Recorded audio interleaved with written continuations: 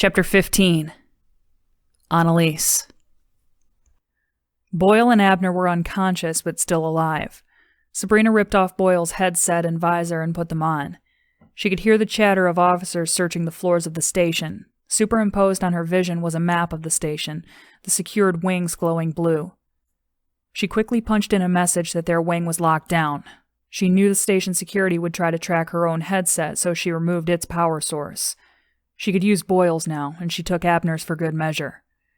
Lindsey's directions had served them well. They were adjacent to the vehicle bay, and an unfinished wall allowed them to slip through to a charging cruiser. The batteries would be low, but the methylene tanks were full. Sabrina belted Lindsey in as her eyes rolled back again. "Come on, stay with me, Lindsey." "Sabrina, I see darkness, full of light. Broken pieces of light and stone." Sabrina ducked behind the fender as two cadets ran past. Once they were gone, she unhitched the cruiser from the charging post and climbed into the driver's seat. She rolled down the rows of parked vehicles slowly, as any cruiser on its way out to patrol would do. With all the commotion, there was no one watching the ramp as Sabrina pulled the vehicle up and entered the flow of traffic.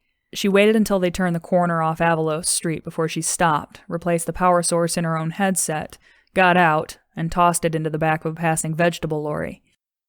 She gave Abner's to a boy on a pedal cycle, telling him he could only have it if he rode away from her as fast as he could. He disappeared around the corner, his legs pumping madly. She got back in, slammed her foot down on the pedal, and started the siren wailing. It was not long before she passed other cruisers speeding in the opposite direction, responding to urgent calls back at the station. She felt protected by the mirrored windows, but she knew it was not long before they figured out her trick. Lindsey grabbed her arm. Tears were running down her face. "I'm sorry. I never knew." "Never knew what?" "After you beat up Sylvia at school. They made you clean the toilets for a month at recess. They didn't even give you gloves." Sabrina smiled for the first time that day. "I never wanted you to know. I did not want you to feel guilty. I'd do it again, for you." Lindsey held her hand until she passed out again. Sabrina put Lindsey's hand in her lap and put both hands back on the wheel. She swung the vehicle around onto Mills Street, dodging and weaving around pedestrians and crosswalks. Once she passed through Kynes Circle and was on the Bay Road, she yanked the power lever, shifting propulsion from the cruiser's batteries to the methylene turbines. The engines roared to life, and she and Lindsey were thrown against their seats. Long and wedge-shaped, the cruisers were built to be the fastest vehicles on the road. CRPs flew past as if they were stationary. But Sabrina did not know where she was driving. Her only thought had been to escape the city. Now where would they go? The head ministry where Dag waited? Never. North was impossible. The lands beyond Lysander were uninhabitable with radiation. She knew there were empty lands to the south between the edges of the city and the wall, but what chance did the two of them stand in the wilderness?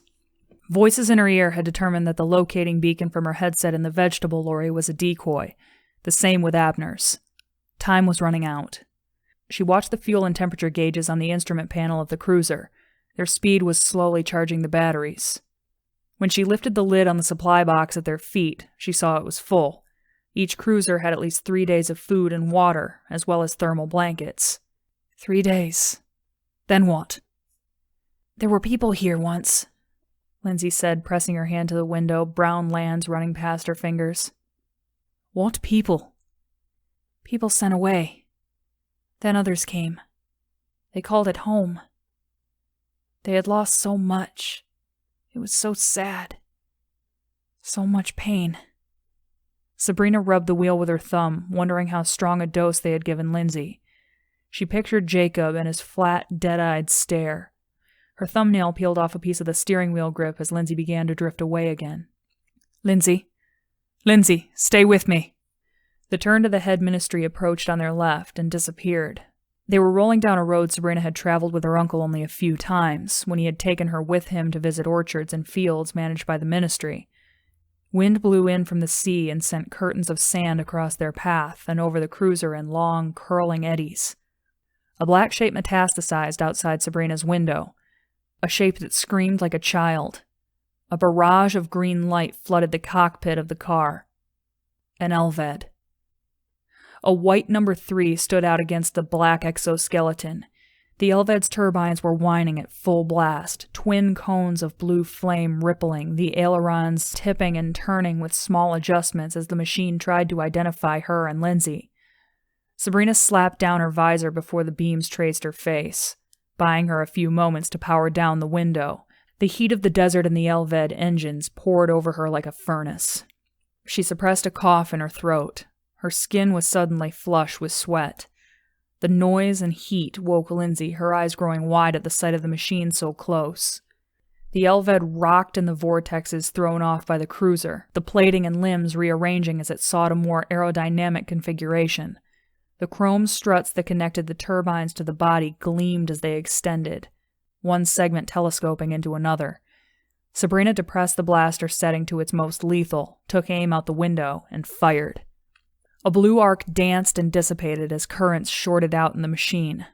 The stabilizing surfaces of the wings froze, and the Elved's body tipped downward, dragging along the road. A rooster tail of sparks erupted and road fragments pinged at the side of the vehicle. The starboard thruster choked in a gush of exhaust. The pitch of the remaining engine crescendoed as the Elved compensated for the sudden loss of power and leveled out. "Hold on," Sabrina said. She yanked the wheel and slammed the cruiser into the Elved. The vehicle rocked as warnings and alarms screamed. Lindsey braced herself against the dashboard as Sabrina righted the wheel, and the Elved tumbled alongside like a cannonball. After bouncing a few more times, it rolled off to the shoulder in a cloud of dust and smoke. Sabrina tried to see the machine in the side view mirror, but it had been sheared off in the collision. "Where did it go?" "Behind us," Lindsey said. The noise of the thruster at full blast closed in on them. The cruiser lurched forward, the bottom scraping the road. "It's trying to tear off our thruster," Sabrina said. She struggled against the forces in the wheel as the Elved tore the covers of the engine away. Her blaster on its highest setting, she fired a volley of shots out the back, blowing out the window. The shaking of the wheel brought her attention back to the road. She had strayed onto the shoulder, and a sign smacked against the windscreen and tumbled over them, before she pulled back onto the road. The Elved closed in on the cruiser's thrusters again, one of its limbs converted into a grasping claw. A warning on the dash indicated that pressure in the propulsion system was dropping. One of the injection cylinders was already offline. Straightening the vehicle, Sabrina checked Lindsey's seatbelt, then her own, before standing on the brake pedal. They were flung against their belts. The inside of the cruiser exploded with the impact of the Elved, striking against the frame behind, then again on the nose of the cruiser as it tumbled end over end. It was in front of them, rolling, a mess of flashing sunlight and creaking metal. A drunken man. The machine tried to arrest its momentum, dropping an arm that had morphed into a grapple. "No, you don't," Sabrina said. She punched the accelerator, training the center of the cruiser on the machine as it struggled to stand upright. "Duck! Blade!" Lindsey pulled Sabrina down across the seats. Another crash, another thumping against the roof of the vehicle. This time, when Sabrina sat up, the wind blew through her hair. When she leaned back, she found that the top of her seat had been shorn away, along with the top of the windscreen and the rearview mirror. She turned in her seat to see the number 3 Elved attempting to stand up again. The top of the cruiser lay on the road like the top of a tin can. The Elved was listing to one side, but the limb reshaped into a long, sword-like blade was unmistakable. "I guess I made him angry," Sabrina said, righting the wheel before the cruiser rolled off the road. She thought she had seen flashing blue lights on the road behind the Elved, but before she could turn and look again, Lindsey was screaming. "Another! From the sky!" A second Elved was descending onto the road, thrusters burning bright blue. Prey. Running out of options. The number on its shoulder identified it as 5. It lifted an arm, and the air around it shimmered like a mirage in sunlight. Sabrina recognized the edges of the expanding bubble before moving towards them. "Itza!" she spat. The sound pulse grew, invisible but for the edge where the powerful mix of high and low frequency waves blurred the light. It was a pure pulse of sound that would shatter anything inflexible. The cruiser, leaving them shaken to the point of sickness but physically intact. As intact as they could be when the cruiser disintegrated around them at top speed. The bubble soon engulfed the entire road, distorting the image of the Elved beyond to make the number 5 seem much smaller. Dust and particles from the road were gathering in a wave at the base. An access road was coming up on their left, and Sabrina swung the cruiser in that direction, turning them broadside to the wave. It struck the back half of the vehicle in a loud whoomp that knocked the air out of her chest. The turbines went tumbling into the hardpan, disintegrating into their component parts with each cartwheel. Battery power took over as Sabrina crashed them into a dirt road, spinning the front tires and dragging what was left of the back of the cruiser along the ground. The front of the cruiser was smoking as they powered up the road, the sound of sirens in pursuit behind them. A whole line of vehicles with flashing lights filled the road to the north. Number 5 was tracking them on the ground, following at a cautious pace. Number 3 was nowhere to be seen. The road ended outside a tall, windowless building, an automated water processing facility. Sabrina spent the last dregs of power from the battery to pull them up as close to the front door as possible. Lindsey got out on her own accord, leaning on the cruiser frame for support, her eyes wide at the empty space where the back of the vehicle had been. "You came here with Dag once," she said, panting, her eyes blinking as if trying to sort out the image she saw in her mind with the one presented by her eyes. "Yes," Sabrina said, checking over her shoulder at number 5 stalking through the brush towards them. "It was an inspection trip." The weapons locker on the left side of the vehicle had been damaged but not destroyed. She emptied it of its contents: a plasma rifle, sonic detonators, sedation sticks. She used the plasma rifle to blow open the door to the building. Before number 5 came any closer, she grabbed a satchel of sonic detonators in one hand and Lindsey with the other. Once inside, Sabrina blocked the door by overturning a cart of spare pipes and valves. Over the clamor, she could just hear a voice calling out to her on a loudspeaker from one of the vehicles pulling up outside. Machinery hummed softly all around them. The air was heavy and warm with moisture. "He is out there," Lindsey announced, leaning against a sweating pipe. "Who?" "Your uncle." "Got any other ideas about how we get out of here?" "No, but I know you once kissed Doug Nichols." "Had onion breath. I didn't tell you." Sabrina headed towards a set of metal stairs. "But that is not going to help us. Can't you dream up a scenario to take on 100 officers?" Lindsey shook her head. "It doesn't work that way. Things are just coming to me in flashes. It's like whoever or whatever's in front of me. I see their past, their future." An animal instinct was driving Sabrina upward. She took Lindsey by the hand and led her up the staircase, which connected to a series of catwalks. They crossed cisterns of dark water. At every opportunity, Sabrina took them higher, the air warming and filling with the smell of steam, charcoal, and sand. They both were breathing heavily from the climb, the gentle noise of humming machines and trickling water strangely soothing. As they caught their breath on a landing, Lindsey stiffened. "The door! They're about to—" A deafening sound drowned out the pumps and reverberated throughout the plant. The echoes faded and were replaced by the drumbeat and rattle of feet climbing the stairs. "Come on," Sabrina said, grabbing Lindsey's hand again. Lindsey struggled, nearly losing her balance over a railing. Sabrina caught her. Officers sprinted across the plant's floor several stories below. She wrapped her arm around Lindsey again as an officer grappled and winched himself up to the end of the catwalk behind him.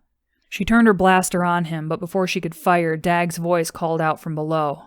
"Don't shoot! Hold your fire!" The officer's blaster was trained on her, but his trigger finger did not move. Sabrina started up another set of stairs, the catwalk shaking now with the pounding of so many climbing feet. Grappling hooks lodged in the struts and joists of the catwalks and wound more officers upward. Another officer appeared a level below them, peering through a dark visor. She felt a disturbing sympathy for every scrit, occultist, and petty criminal she had ever chased down. "So this is how we look. Impervious. Cold." Her uncle continued to beseech everyone to hold their fire. They all must have known her identity by now, her real identity, her secret revealed in her uncle's own wild pursuit, his strained pleas. How they must have hated her. But if it kept them from firing, she would take advantage of it. She helped Lindsey up a last set of stairs that climbed between two fat, bulging cisterns and through a door to the roof. There was nowhere else to go. She did not bother closing the latch behind them. It was no use, and Sabrina was too weary from carrying Lindsey. Her motions had to be simple and efficient now. The roof was covered with shimmering pools, water pumped up from below and undulating large patches of algae. They negotiated the narrow walks that formed a grid between the pools, while officers poured out the hatch, slowly cutting off one avenue of escape after another. Sabrina simply reacted now. She had no plan, except to move in the direction away from the officers. Pray. Cornered. The remaining catwalks led her to the far end of the building, where a large channel sluiced excess water from the pools down the side of the building and to an inlet where the sea churned between sheer cliffs. The sun, resting on the eastern horizon, turned the water a fire red. A scream and a grinding tore the air as number 5 circled overhead, then alighted, the talons curling around the metal skeleton of the building like a raptor. The walks were swarming with armed officers now, each identical in their patrol suits. Did she know any of them? She had to. The catwalks ended, and she stepped into the channel of running water that rose to her shins. Below the lip of the channel, she was out of sight of the officers. The water was warm from collecting in the sunlight. While they were hidden from sight, Sabrina dropped a sonic detonator charge into the flow, armed it, and held it against the current with her foot. As officers appeared at the end of the channel, she backed towards the edge with Lindsey in one arm and the detonator beneath her boot. The Elved circled and landed in a new position, gazing down at her through its impenetrable convex face. Then Dag was there.